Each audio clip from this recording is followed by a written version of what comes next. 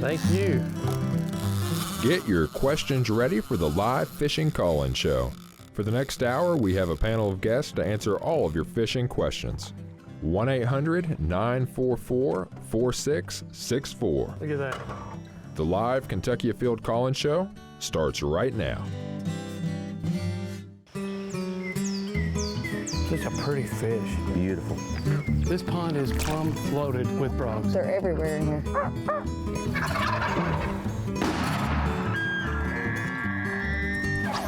Yeah, this is a good fish right here. Really good fish. Come here, girl. Yeah, boy. That's a big rabbit. Nice job. Yes! Yes! My first muskie. Mercy Leo! Yeah, look at it. It's a keeper. Here it goes. Boom! Oh! Wow, that happened fast. Hello and welcome to Kentucky Afield. I'm your host, Chad Miles, and tonight we're coming to you live from Lexington, Kentucky, KET Studios to talk about fishing. A lot of people are out turkey hunting this time of year, but tonight it's all about fishing, and I hope you've already been on the water because it's been really good so far this spring. Here to answer all of our questions about fishing, we have Jeff Ross, who is the Assistant Director of Fisheries. Good to see you, Jeff. You too. We also have Jeff Crosby, who is the Central District Fisheries Biologist. And answering all our law enforcement questions today, we have Thomas Blackwell, who is Conservation Officer in the 3rd District. To get your questions submitted, you got several different ways you can do that. You can log on and get us at Facebook at KY Afield, or you can call us at 1-800-944-4664. We've already got a ton of questions. These are coming off of our Facebook page, and we'll be writing your questions down if you call our line, and we'll get those answered tonight as well. Let's get started. Greg Shanks, it's a Facebook question. When will the historic release on the Cumberland River have any impact on trout fishing? It has in the short term, but it shouldn't over the long term. And we've got some reports of them starting to catch some really nice rainbow trout out of the tailwater, so It's already starting to recover. Where is Cumberland, the lake at right now as far as the level? I think it's getting back down. Yeah, close. I think it's getting pretty close. I've been getting some pretty good reports. People have been calling me asking to come down. I know they've been catching some walleye and some stripers up there. Yep. Mm-hmm. So I tell you what, a lot of bodies of water have been working their way down this spring. I tell you, last year was very similar to this, but this is to have 2 years back to back. I tell you, February was rough for a fisherman. It's been really, really tough. All right, Rich McLean, Facebook question. He fished the Ohio River a lot. He started seeing a lot of Asian carp. Said he stopped seeing as many shad and hybrid bass. Are the Asian carp the reason that he's not seeing those? They could be, partially responsible. They do feed on plankton, which a lot of the younger sport fish feed on, and the shad do as well. There could be a lot of other reasons for that as well, but they definitely can have an impact. Okay. Here we have an interesting question from Cornelius out of McCracken County. He wants to know where the freshwater eel can be found in Kentucky. Well, freshwater eel is a type of fish that you find in our larger rivers. They're not real common. We do see them occasionally when we're out sampling on our rivers. But these are fish that will actually move out to the ocean to spawn. Now we have some that are residents that stay here all the time, but that American eel is what I'm talking about. Actually reproduces in the North Sea, and then comes inland and lives its life, and so. And they can be found in Kentucky from time to time. And we do have some in Kentucky. We see them in the Kentucky River, Ohio River, those bigger rivers is where we see them. And do they eat bait fish? Yeah, they're a predator. Okay, you could catch one. Wow. All right, Stuart from Jefferson County said he caught a long-bodied, toothy fish that was brown and gold out of Taylorsville Lake. Wants to know what it is, can he keep it, and is it good to eat? Just so happened that Jeff Crosby here, that's one of the lakes that you help manage. That's one of the lakes we work on, yes. All right. And the fish that he's referring to is a saugeye.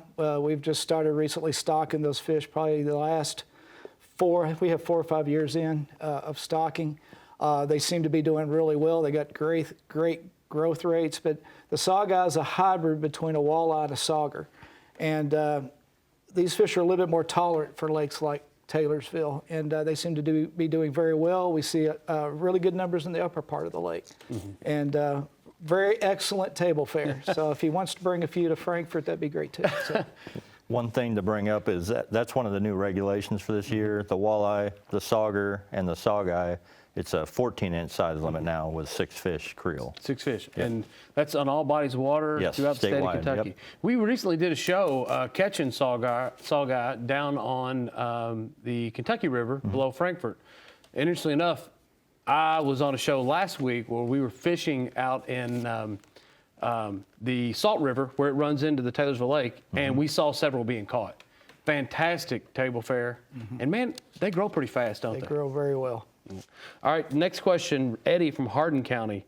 How is bass fishing in the vicinity of Frankfort? You guys both live in Frankfort. You do any bass fishing locally? I do quite a bit of bass fishing locally. We got two really good reservoirs, larger reservoirs, and that's Taylorsville and Harrington. Both those lakes are on pretty good highs. Harrington's got some really good quality right now. Taylorsville's got some pretty good numbers. We've got several small lakes, such as Agist Creek Lake, Kincaid Lake, Bullock Pen Lake, Elmer Davis Lake, that are all really fishing well, have some really great quality fish to be caught. So there's some pretty nice bass fisheries in that Frankfort area.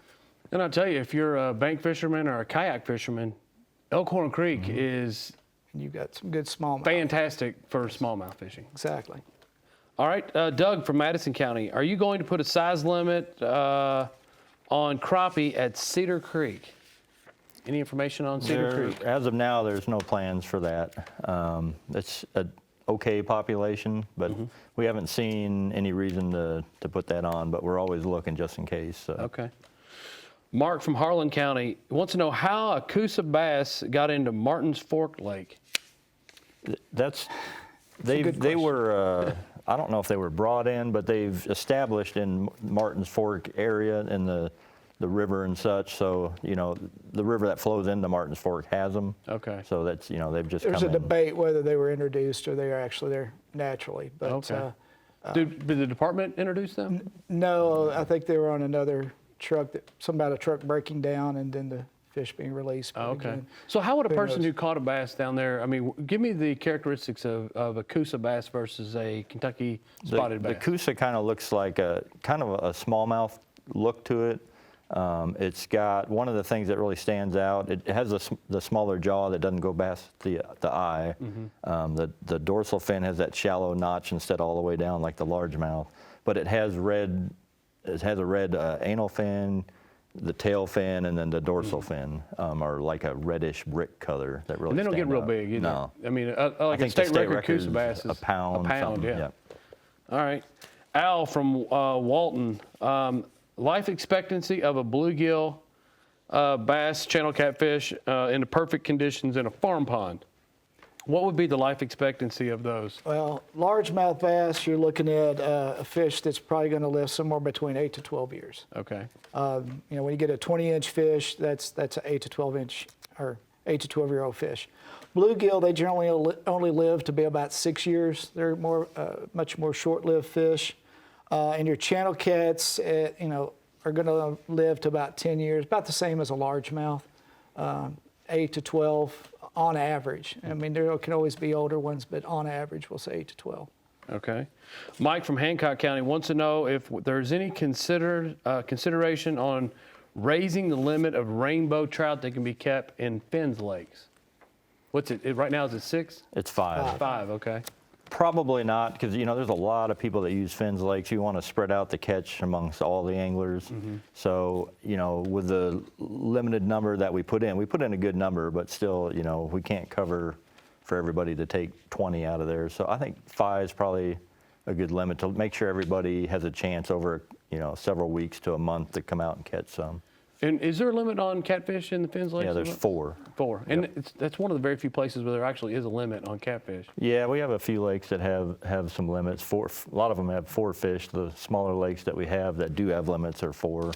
But Most places don't. Okay. But we have but we do have a new regulation that has gone into effect on a lot of our lakes, which is a 12-inch size limit on lakes that we stock with channel catfish. Okay. That's a lot of our small lakes.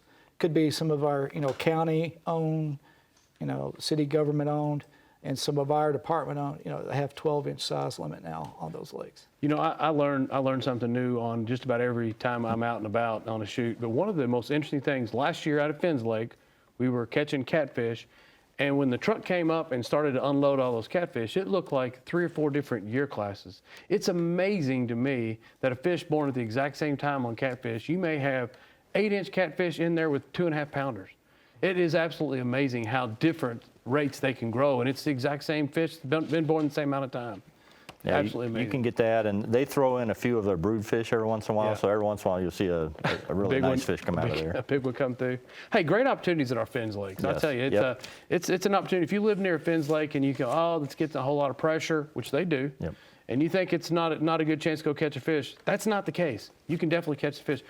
We did a show up in Alexandria, Kentucky last year, and it was as fast as we could get a rod and reel baited and get it in, we were catching fish. So it's all about being there at the right time. And you can figure that out by going to the website, find out when we're stocking each of those lakes, and it'll tell you a good time to be there. It's a week or so after that. It ought to be pretty good. And on the other side of that is that whenever it's so active, there might be people that might catch a little bit more than what is required.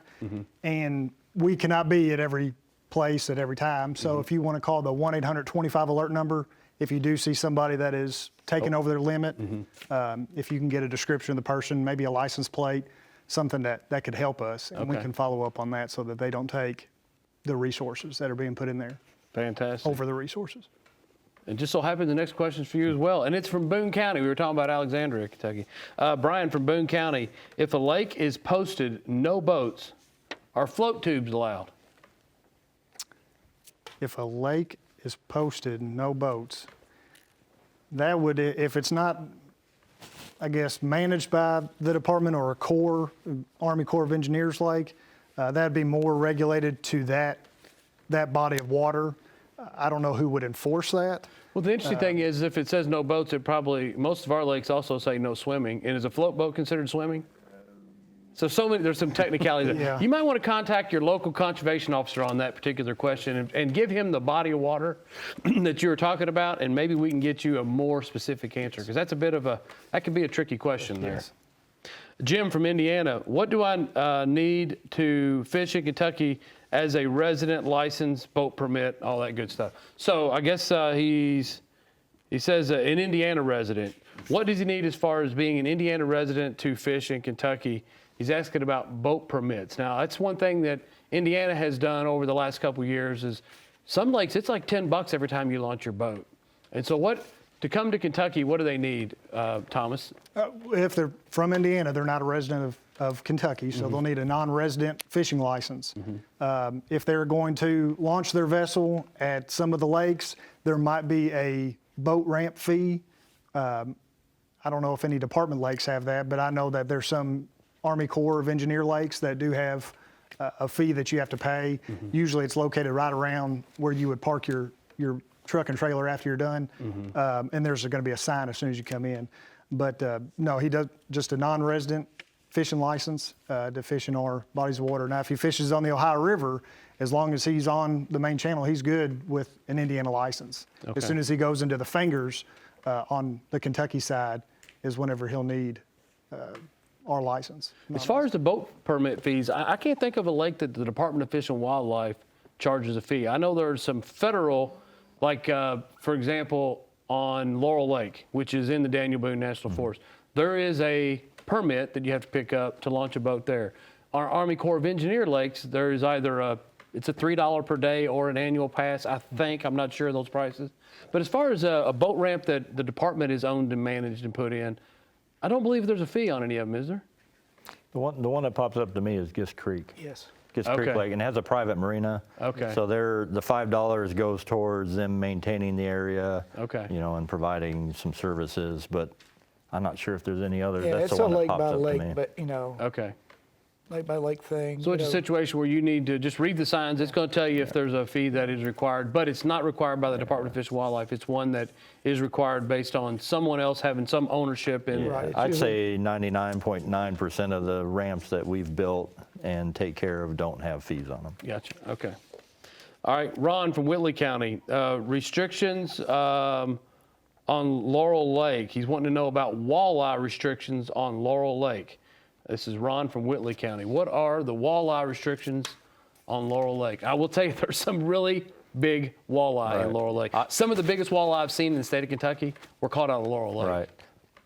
I think the regs at Laurel are statewide, so it should be 14-inch and then 6 fish. Okay. Minimum size limit of 14 inches. Okay. And that's walleye, sauger, or sawguy. You don't have to be able to tell the difference in the species now. Right. If That's it's one of the good things about it is because they all look kind of similar. So whatever, if it looks like a walleye in any form, then you can have 6 and 14-inch size limit. I tell you, been sauger fishing and caught a fish that looked too big to be a sauger, and had a rough time telling if it was a sawguy.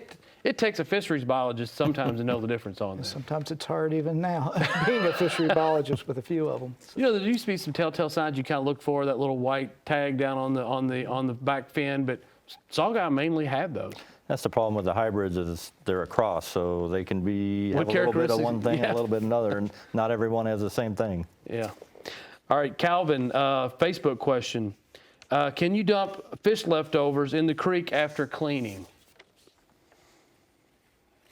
What is the rules and regulations on cleaning while you're on the water and then? You can't, you still have to be able for us to identify the fish while you're on the water. So you cannot take off the head or any part like that while you're still on the water fishing or, near the water, just so that we can be able to identify what species you caught. Gotcha. So it'd probably be best just to wait till you get home and take care of it properly. Gotcha. Issue with that is, especially bow fishermen, sometimes whenever they bring their kill and they just leave them there, you could see the issue that comes with that, and also that is criminal littering too. Okay. So if it becomes such a major issue, there could be citations that could be issued on that if they're caught.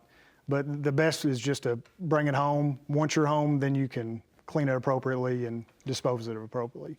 And there are places on some of our big lakes, like Kentucky Lake, where they have a cleaning station and they have a way to grind fish, and that's completely okay. But if I'm close to the house, I take them to the garden.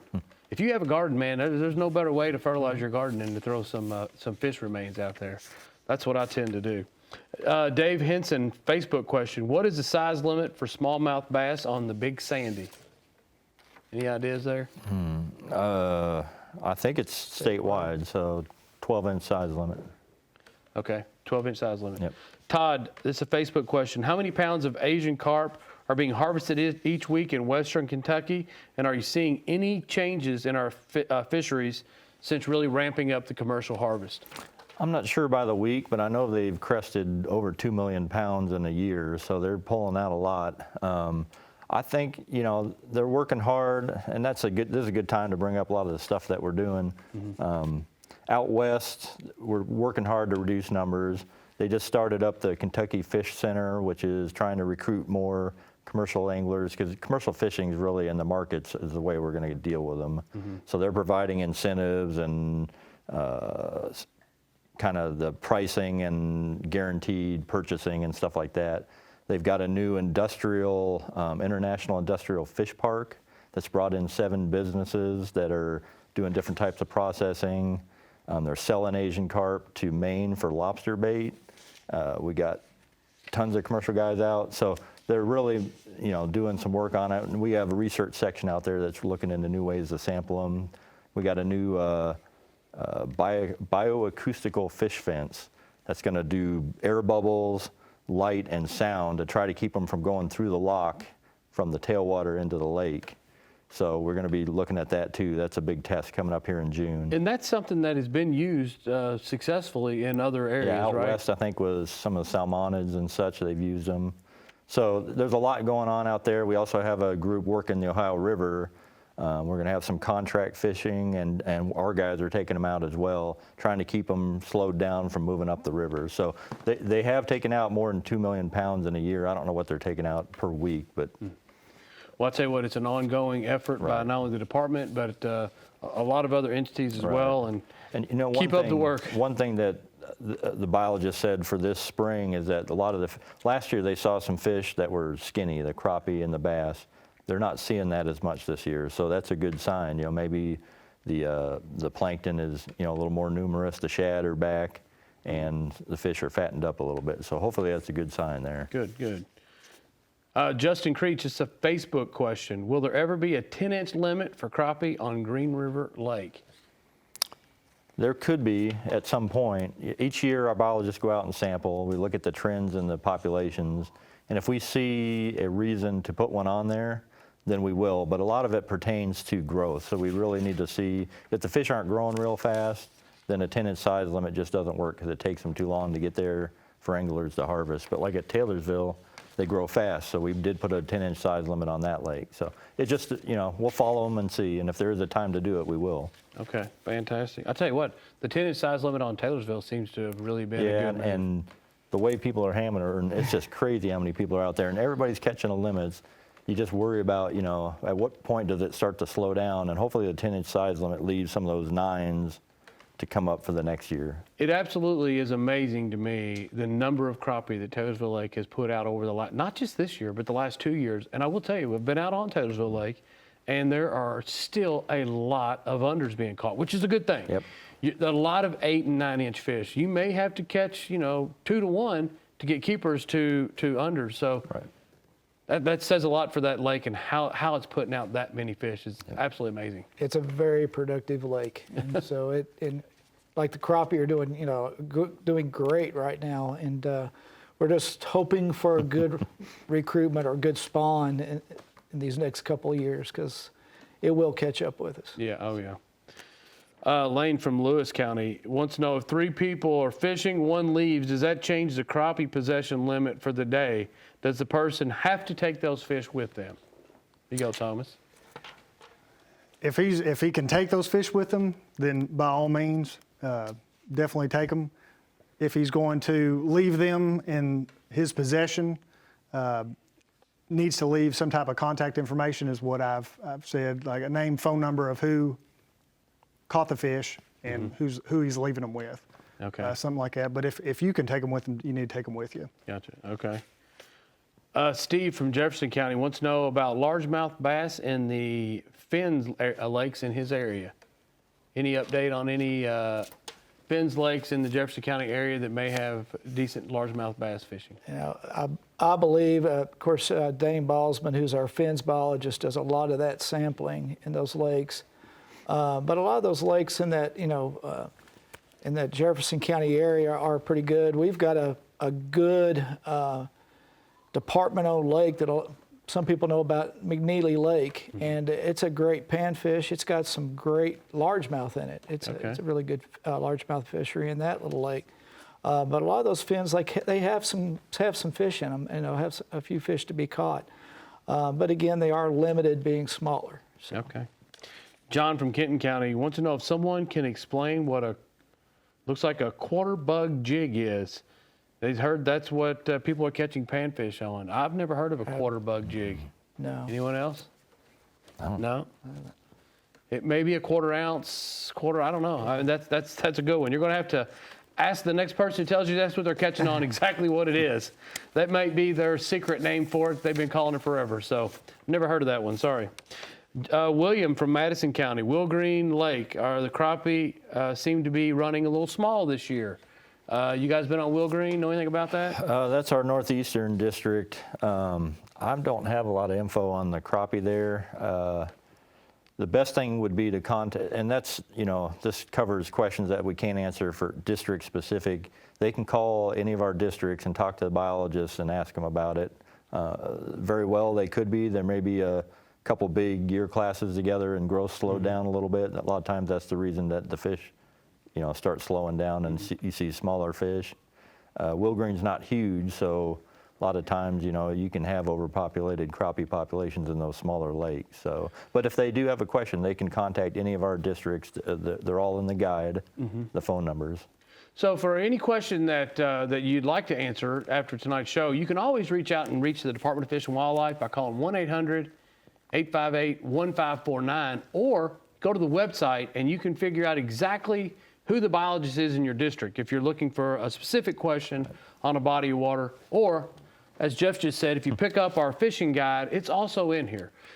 Now, Jeff, you're a biologist in the Central District, but there's other people, there's biologists all throughout the state that call on particular lakes. So you may be able to get the exact biologist that may know exactly what you're talking about. We'll answer as many as we can tonight, but there are going to be a couple questions that, I mean, you've not been on every body of water this year, have you? Right. And that north. I wish. Right. You yeah, wish you had. nice.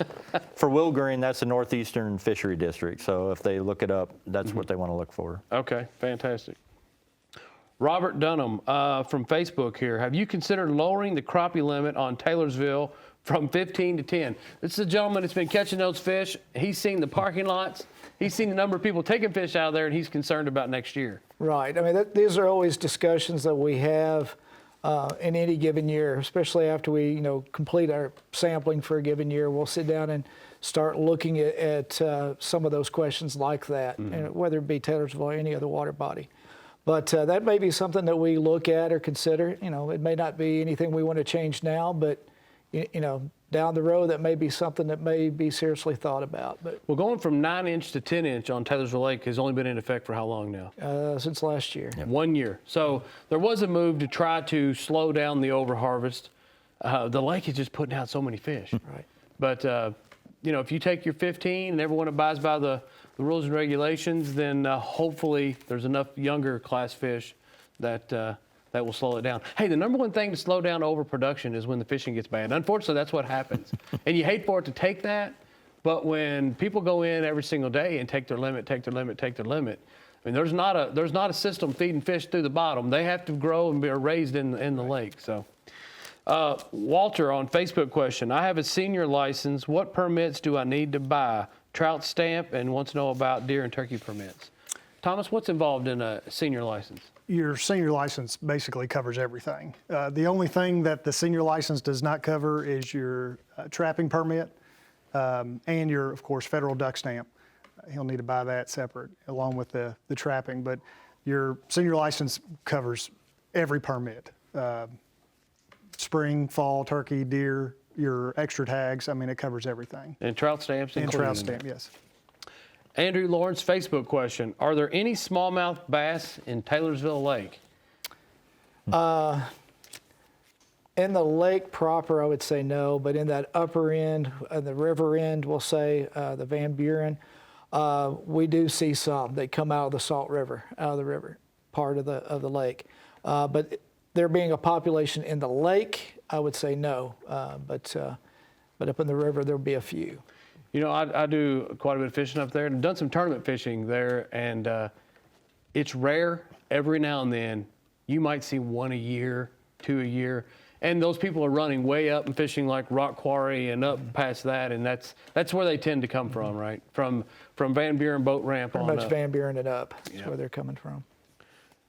Chad Williamson, Facebook question. Have the habitat improvements at Cave Run Lake resulted in any improvements in the fish surveys?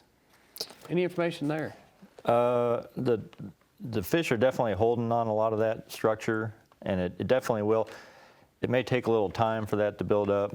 We're seeing decent numbers in crappie, but a lot of the structure is not associated with their spawning areas. I mean, there's some, but a lot of that structure is for them to hold on after that. So the spawns are really driving the majority of that. So I would say the populations are probably fairly stable right now. I don't know if we can say it's really jumped it up a bunch, but it's something that will take some time, and we'll definitely see it if it happens. I know that as early as last year, we went out and were talking to some people, and they knew exactly where those habitat pieces we put in, and they were catching fish off of them. But are those fish being raised and eggs on that structure, and is it increasing the number of fish? It's hard to say for that because you'd still be looking at very small fish. Right, they may not spawn in those structures, but the young fish use that for cover, which is critical, and they also use it to attract forage, and then they can feed on it. So it should drive the populations up. I don't know if we can say it's happened yet. Okay. Cousin Delbert, a Facebook question. Can you use leftovers from crappie that you've cleaned to bait trot lines or jugs for catfish? No, you cannot. You cannot use any sport fish to bait with your trot lines or jug lines or anything like that. Because even though you're only using what's left or the bits and parts, you can't really say, well, when I put this fish on there, it already was dead. There's just no baiting with dead or alive any sport fish. Correct. Except for if it's a red ear that's under 6 inches. Okay. You're good there, but Okay. any other sport fish is So no crappie, any size, no bass, any bass, size, no trout, none of that. Jimmy Campbell, Instagram question. I like to fish Cumberland River near Barberville. Are there any species that make runs in this river? If so, what species? Any information there? It would, the best chance would be maybe walleye. And we have we've got a native walleye restoration program going on. So, there could be some of that going on. I don't know if white bass, there's a limited white bass and that's a ways up. So walleye is probably the biggest chance. Okay, and the walleye runs are probably winding down by now, right? Yeah. Yes. That's the amazing thing. I tell you, if you can get in a good river run, that is the most exciting fishing that you can do here in the state of Kentucky. And right now, the white bass run is on. With this rain coming in, maybe we have another week, but it's going to start winding down too. Get out there and try one of those river runs. If you can get on them and find out the depth of the fish, there's nothing more exciting than catching walleye, sauger, crappie, white bass, whatever. Well, not the crappie as much, but the white bass on the run. It's a fun way to catch fish. Timmy Smith, Facebook question. When a fish swallows your hook and you have to cut the line, will that fish generally survive? He has heard that it will come out in a few days. This is an old wives' tale. Let's hear, what's your thoughts on this? I think they will come out, and a lot of it may depend on the type of hook and such, but it's not going to be probably a couple days. It's going to take longer than that. But a lot of those fish are resilient, and I think Jeff's seen them sampling. Yeah, we'll see fish on often, well, I'll say often, but on occasion that'll have a hook still in them, that, whether someone broke it off or left it in. And some are doing okay, some are not doing as well, but that's part of fishing, when that happens. Well, when a fish we're talking about deep hooked fish, obviously it's got a better chance to give it the hook than to pull hard enough to cause damage inside, because that fish is not going to make it. Yeah, if the gills are ripped, it's not going to do well. The interesting thing is the way new lures, and especially good lures, the way they're built now, is they use an anti-rust hooks on there. So if you take an old bait or an old hook that's got hooks that will rust really quick, I can imagine that it would rust out. But some of these new hooks, man, they don't hardly rust, and it's a great lure, but it's not so great for a fish to get it out. And they still, their bodies may still figure out, you get splinters in your hand or whatever, and they'll work themselves out. So the fish may still work that hook out of there even without it rusting over time. I see teenagers every now and then with things all through their face, and they're they're still feeding themselves somehow. All right, Andy from Instagram. Are there lampreys in the Cumberland River below Wolf Creek Dam? I'd say, yeah, there would be. We have lampreys in many of our streams around the state. And I would say, yes, there. I think I've seen some at times. The interesting thing about lampreys is that we have what we call parasitic lampreys, and we've got non-parasitic. The parasitic will actually attach to fish, and it's not, sometimes you'll see a fish sampling that's either got a scar or it still has the lamprey on them. But we also have those smaller lampreys that are, non-parasitic, so they're in the area, yeah. Okay. So, Don from Estill County wants to know. He said he's hearing conflicting stories on the statewide regulation of number of crappie per day versus per boat. Thomas, clarify that for him. Number of crappie per day, per person, or per boat? How do you clarify that? Basically, 20 is your limit per day, per person. Per person. Per day, yes. There is not a per boat. It depends on how many people's in there. Yes, however many people are in the boat, if they have a valid fishing license and are fishing, then they can have 20. And that's the statewide. So you may be on bodies of water that may have a more strict Special regulations, yes. Special regulations that are more strict than that. We've been talking about Taylorsville quite a bit, but that is a statewide regulation. Per boat makes no difference. It's all about the fishing license, right? That's correct, yes. Here's another one about a fishing license. This is Leon from Lincoln County. If I'm tagging along with a buddy who's fishing, but I'm not, how can I truly tell a conservation officer that I'm not fishing and be believed? Well, that's pretty easy, actually. Yeah, we'll be watching. Yeah.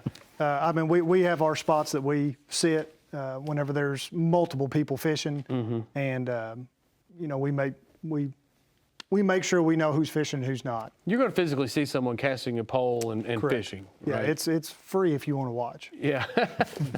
Not near as fun, but it's Yes. free. All right, Robert, this is a Facebook question. How can he find handicap accessible fishing spots? We have something in our guide Yeah, that will. our website has, you know, you can go on there and click on the fishing link, and then there's a find places to fish. And I think there's something right up at the top where you can filter and have it just show you handicap accessible sites. So that's probably the best way to do it. Okay, all right. Ethan from Breathitt County wants to know if there's any Asian carp found in Cave Run Lake Spillway. We went out and sampled for them. We did not get any, but we had reports. And since that Licking River runs all the way to the Ohio, there's no reason they might not be there. I mean, they'll run up anything they can to as far as they can. We have not sampled one out of there, but that's not saying they wouldn't run all the way up to there. Gotcha. Johnny from Casey County wants to know what the report of white bass restocking in Green River Lake. Are we restocking white bass? We did several years of it and saw some natural recruitment coming from it, so we're kind of keeping our eye on it. There was a couple good year classes. It may be dying down a little bit again. Okay. But we did do, I don't know, 4 or 5 years of stocking, and then we wanted to stop and see if that would carry it on. We'll see. It had some good year classes. Okay. So is the Green River, that whole drainage there is Rough River, Nolan, Green River, and is Barron also in that group? Ultimately, yes. Most of those lakes do have white bass. Did Green River have white bass It in had a really historically? good population, and it just tanked. I don't know what happened. Okay. It may be their spawning areas silted in. You know, we're not sure what happened. It's happened on several lakes where the white bass struggled. Okay. And Green had such a good one that we stocked to try to get it back because people just couldn't believe that it went away. It was recovering. We'll just have to see what happens. Okay. See, at Harrington Lake, you know, we've had, back in the 70s, we had a die-off. Back, let's say, 2000s, we had a die-off of white bass. It seems like there's times in which that population builds up. It was a bacterial infection that caused the problem. Then Okay. you have these die-offs, which, you know, whether that's environmental related or what, we're not sure, but it seems like these white bass are very cyclic. Okay. Leah from Franklin County wants to know if there's any smaller lakes where she can fly fish for carp from the bank. Well, we got a fly fisherman here. Fly fishing for carp. If we're talking about common carp, I mean, you've got like Taylorsville Lake's got a pretty good population of common carp. Bullock Pen, we've seen quite a few in. Guess Creek has a pretty good population of common carp. Jacobson Park in Lexington has, and that attaches to Ellerslie here in Fayette County. That's got a good population of common carp in it. Okay. So and a lot of our streams, Elkhorn has a few carp in it. You know, a lot of these, you know, Town Branch out here, South Fork, North Fork of Elkhorn, you see Salt River has some pretty good populations of common carp. You know, it's amazing. In Europe, fishing for carp is a sport fish that they tournament fish. It's a really, really big deal.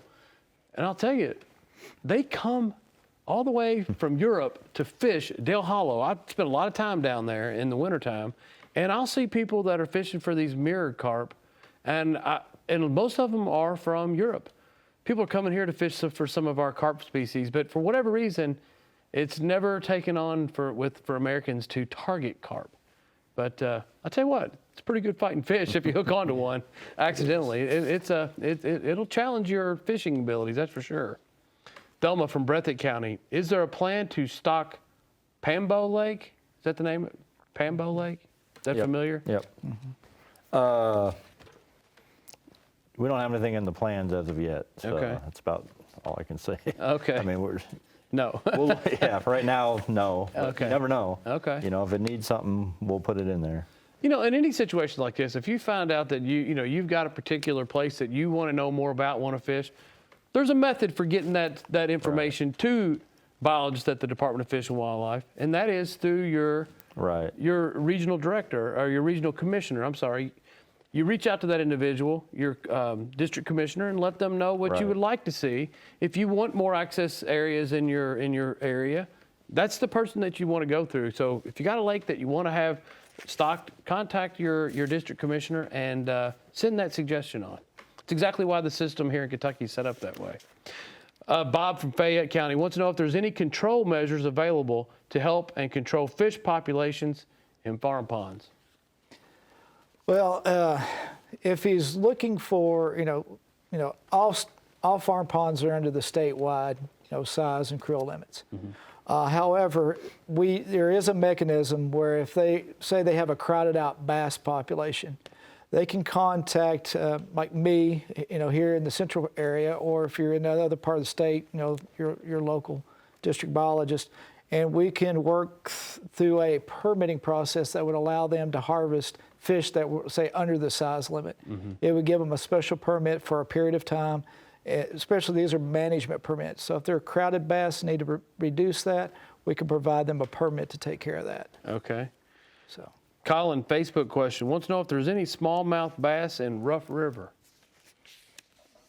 Yes. I don't know how strong a population. You may know. There are that. some smallmouth in Rough River. I would say that if you're in Rough River and you want to specifically target largemouth bass, I'd probably go to Green. Right. Not that far away to target them. Barron has pretty decent smallmouth in certain areas. Yep. Green River has really good smallmouth. You got Cumberland, Dale Hollow, Laurel Lake. There may be a couple other, but that's really the main. Kentucky Lake, obviously. Lake, Kentucky Lake and Barkley, they have them down there. But those are the main big bodies of water that we have smallmouth. Right. Yeah. in. Rough just didn't stand out to me, so it probably means it's a kind of an average population. Yeah. Mike from Jefferson County, size limit on crappie at Peabody. Peabody WMA. Are you familiar with that is? Is it statewide or is it? It should be statewide. Okay. All right. Is the smallmouth size limit changing in 2020 for Lake Cumberland? What is the smallmouth link at Cumberland? Is it 18 It's inches? 18 inches. No, there's nothing in the plans to change it as of now, so it'll remain 18 inches in 2020.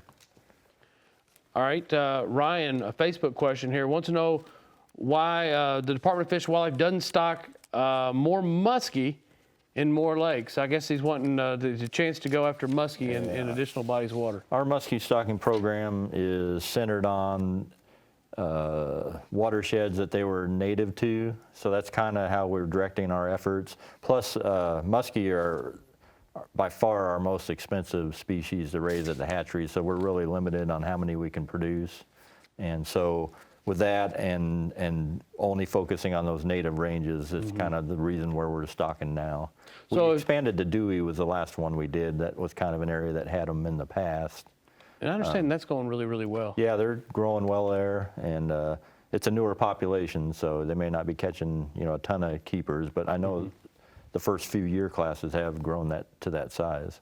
So if you were going to go muskie fishing and you had to target a specific lake, give me a couple that would be a good lake to go try to catch a muskie. Cave Run is the the epicenter of the trophy muskie. A lot of people come down for that, but Green is really good. We just changed the size limit at Buckhorn to 40 inches this year, so maybe we get some bigger fish there.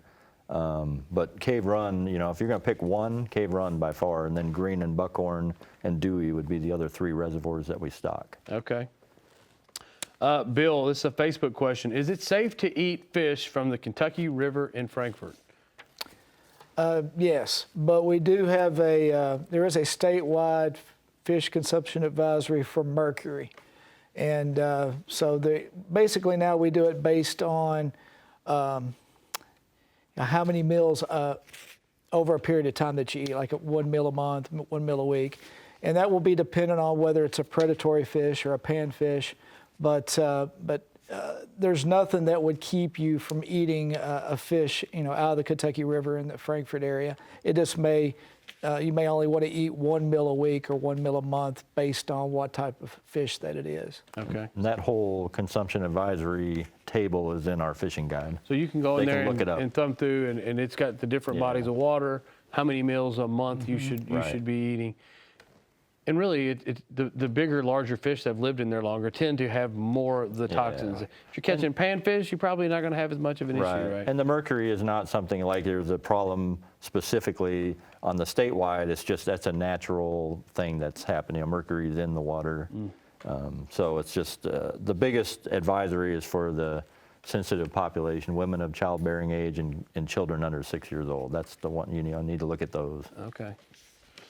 All right, Randy, Facebook question here. Are sauger or saugeye being stocked in any northern Kentucky lakes? Yes, they are. We are stocking A.J. Jelly Lake, Campbell County. Okay. Bullock Pen, that's the Boone County, Grant County area there. Bolts Lake there in Grant County. Gist Creek is a lake that's a little bit outside of northern Kentucky that we're stocking. Carnico, is I a guess, new would be one. the other one that I would say it would be close to northern Kentucky that just, but that last year was the first stocking. And then not northern Kentucky, but Carpenter Lake's going to get them for the first time. So Okay. they won't be able to catch them for a little or keep them for a while. They'll be small. But that's our newest lake. So the Department of Fish and Wildlife has been stocking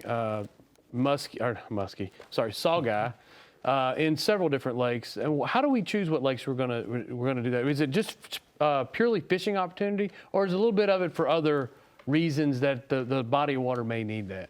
Well, we were looking at some that were could help. Well, we were looking for more predators for a given water body to either help out with the shad population, or there is some literature out there that these are good for lakes that have crowded crappie. And like you were talking about wheel green earlier, that's common in these smaller lakes that have shad in them. These crappie will kind of crowd up. It's a real common thing that we see in our lakes, even in northern Kentucky. So this was trying to use these as a predator for the shad and or the crappie too. Okay. So And saugeye get pretty big pretty fast. they grow very fast. It's fantastic fish to catch, a lot of fun. They can be caught in the wintertime, winter months. That's the great thing about putting sauger in a local lake. I mean, a lot of people think that fishing starts March and runs to October, November, and it's done. Man, some of our best fishing is through the winter months. Right. And that's a particular species of fish. It can't reproduce, and it's based on the sauger and the walleye. And that particular species of fish is pretty readily available and will bite in the wintertime. And I think we've had these fish in several of these lakes long enough that we're going to be starting to approach some state record size fish. Oh, wow. What is So, state record? Any idea? 6 pounds, 9 ounces. Okay. Hey, I have seen some 4 and 5 pounders this year. We've sampled 6 pounders out of AJ and Gist Creek. Oh, wow. Fantastic. All right, you watch out. Gist Creek's going to get pounded. It is. It's a new state record out there. You heard it right here. All right, Alex from Facebook. Can you kayak in a Fins lake? This is an individual that wants to kayak fish. Are there any rules and restrictions on kayak fishing? Probably specific. A lot of the Fins lakes are county or city owned, so Okay. it may be based on their regulations. I'm sure there's some Fins lakes that you cannot. I know the Sportsman's Lakes in Franklin County you can't boat on, but there may be some of the county lakes that would allow it. Yeah, if it doesn't specify, I mean, they'll have signs out there. Right. If it doesn't specify, but you'll still need to have a life jacket. Okay. On there. All right. Scott from Boone County. Is it legal to take a picture on my iPhone of my fishing license and use that as proof to show a conservation officer? Yes, that's something we're seeing a whole lot more. Make sure it is actually of the fishing license and not just the email of the confirmation. That's what I've been getting to. Also, you will have to have your driver's license or some form of identification to match it up with it. Okay. I caught a trout that swallowed a hook and died. He wants to know if he has to have a trout stamp, what can be done when this happens? Do I still need a trout stamp to harvest that fish? Yes, I mean, if you're keeping the trout, you need to have a trout stamp, yes. All right, Jaron from Jefferson County wants to know how old he needs to be to need a fishing license. If you are 15 and younger, then you are basically good. You get to fish for free. 16 and older, that's whenever you need to have a fishing license. All right, to which river system was the state record muskie taken out of? This is Bill from Lewis County. Wants to know about the state record muskie. The state record muskie came out of Cave Run Reservoir. I guess you could call it a Licking River system. Well, there's several rivers that come into Cave Run, but it was actually caught out of the reservoir itself, I think 47 pounds. Okay, okay. And that was caught by a 13-year-old girl just Yeah. about 8 years ago, 6 years ago, somewhere in that range? Yeah, somewhere in that range. Yep. Okay. Yep. A really nice fish. Yes. Fantastic size fish. Richard, a Facebook question. Are hybrids still being stocked in Grayson Lake yearly? And if so, how are they doing? They are. We stocked them for a long time. Then we thought there may have been an interaction with some of the other fish species, but when we stopped, it didn't look like that interaction was actually there. So we started stocking them again, and they're doing great. They're really doing good right now. Fantastic. Yeah, that would be a fishery to go take a look at. There you go. Brooks from Boone County. Why is the size limit of largemouth and smallmouth bass larger in Laurel Lake than under the normal statewide regs? That's a lot of reasons for this. Right. It all depends on a lot of our regs are based on, angler pressure, what people are keeping, how the fish are growing, how they how good the spawns are. And then at Laurel, the 18-inch size limit for smallmouth is, probably there more to just try to produce. That lake can produce some nice smallmouth, so we wanted to be able to protect them, make sure they can get to that large size. The 15-inch size limit may have been just based on, what we were seeing from our creel surveys and some of our sampling and how the fish were growing. That was the best fit for that lake. Every lake may have different, and it's all based on the sampling that our biologists do, and they look at a lot of different fish population parameters, and we put it all together and decide, what's best for the lake. It's amazing how rules and regulations for bodies of water come about. I mean, it takes a ton of biology, but it also takes some public input. And I can tell you there were a lot of smallmouth fishermen down around Laurel Lake that wanted the 21-inch size limit. And really where we're at now is kind of a good compromise. Most people that are out there fishing for bass aren't planning on keeping them. So the fact is that that's kind of a good number. I mean, right there. You look at Del Hollow and what has happened to the smallmouth with the 21-inch and 1 under 16, they got that slot limit. It's a world-class smallmouth fishery. Right. But it's really good sometimes to require people to put fish back, especially at a lake like Laurel, because if you go fish Laurel, it's not about numbers. It's not a numbers game. You're not going to go have 50, 60 fish days at Laurel Lake, are you? It's about catching a quality fish, though, and this is what it takes, right? Dan Devine from Facebook question wants to know if he casts the pole and he sets the hook, but he hands his son or child the reel and they reel the fish in, whose limit does that fish count towards? This is an interesting question. If I'm assuming it's a child, yes, under the age of 15 or under, basically it's whichever limit. I mean, if he reels it in and it's in his possession, then it's on his side. Yeah. So it's ever whose possession it is in.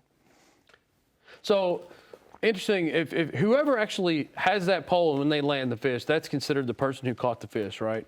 Correct, yes. Because when you go out and you see people fishing for trophy fish, sometimes they may, in the ocean, they'll trade poles off, let somebody else reel it for a while, but it's whoever has the pole when they land the fish is who technically caught that fish, yes, right? In their possession. Yeah, it's in their possession, all right. Andrew, it's a Facebook question. If you're fishing the Ohio River from the bank and have a Kentucky license, are you good, or do you need to have an Ohio license as well? If you're fishing on the bank of Kentucky and you're fishing into the Ohio River, you're fine with a Kentucky license.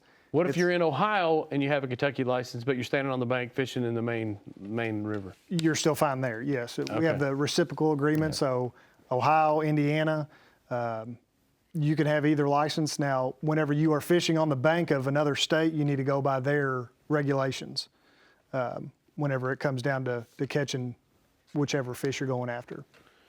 All right, we have a question here from Ed in Barron County. Wants to know if we're considering restocking red ear in Barron River Lake. That hasn't been discussed. We have put them in a few reservoirs. I think vegetation plays a big part in that, but that's not something that we've discussed for Barron. Okay. Here's a question. We actually had a press release come out this week about this. This is Clyde from Warren County. Wants to know about cutthroat trout. And why are they being stocked in Burkesville? And will they be restocked closer to the dam? Yeah, this is the first cutthroat stocking ever in Kentucky. We got a call and said they had some fish available in Arkansas. If we wanted to go get them, we could have them. So we went and got them. The reason they got stocked down lower, it was during that high pulse of water that was coming through, and Kendall Ramp was half collapsed. Wind freeze was blocked, and Helms was blocked as well. So that was our only option to put them down there. We hope to get some more in the next years coming up, and we would spread them out more. Those are the only ramps our trucks could get to. That's why they ended up on the lower part. I tell you what, red ear fishing is an absolute blast, but red ear is it's a fish that's harder to target and hard to locate than bluegill. Right. I know a lot of times you go out and you catch red ear, and you catch them there one year, and the next year, for whatever reason, they're not quite as easy as they are to find. They tend to move around quite a bit. Another question about red ear, James from Lincoln County. Where can you go to catch a bunch of red ear? And James, whatever they say, I'll meet you there. Well, we've got a couple of good lakes right now. Corinth Lake, Elmer Davis Lake are doing really well for red ear. So Beaver to somewhat, and McNeely Lake, we talked about, Jefferson County has a really good red ear population. You know, in Kentucky Lake, and they have them down there, there's a lot of good fishing. Hey, if you haven't been out fishing yet this year, make sure you get your license and you get out there. Fishing's been really, really good. I know it was wet this spring, but get out and give it a try.